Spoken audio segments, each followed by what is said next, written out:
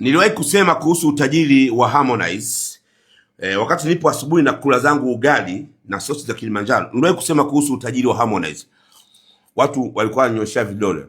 Nilisema Harmonize ana nyumba zaidi ya 30.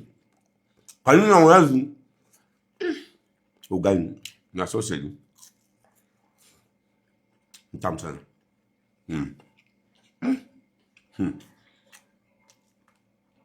Anyway, niwewe kusema kuhusu utajiri wa nyumba za Harmonize.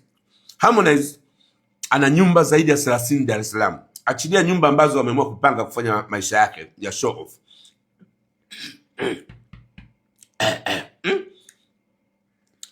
Sasa wachambuzi uchwala hapo wangekata, wasingeonyesha maisha halisi. Harmonize ana nyumba zaidi ya 30.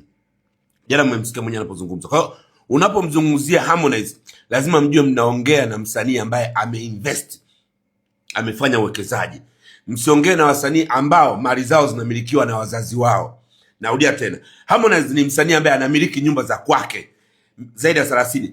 Msimfananishe na wasanii ambao nyumba zao zinamilikiwa na mama zao, wazazi wao ndio wanazimiliki, alafu sema nyumba za kwake. Huyu ni mchambuzi. Nikiwa hapa saizi asubuhi na kula zangu sausage poa Kilimanjaro kutoka hapa nyumbani kwangu Kisota, ndani ya jumba la bilioni 1.3, huku pembeni nikila na uporo wa ugali. Huu waliupika jana wakati mimi niko China, waliupika nikaambia uwekeni. Hiyo ndio tofauti na jinsi maisha yalivyo. Wachambuzi wengine ambao hawaonyeshi ni haya hapa. Tazama hayo maisha. Wanapika sausage. Umeona hapo wanahangaika, wanapika sausage vizuri. Baada ya kupika sausage hapo, umeona maipika tayari. Wanatoka hapo, wanaingia wanachukua kiporo.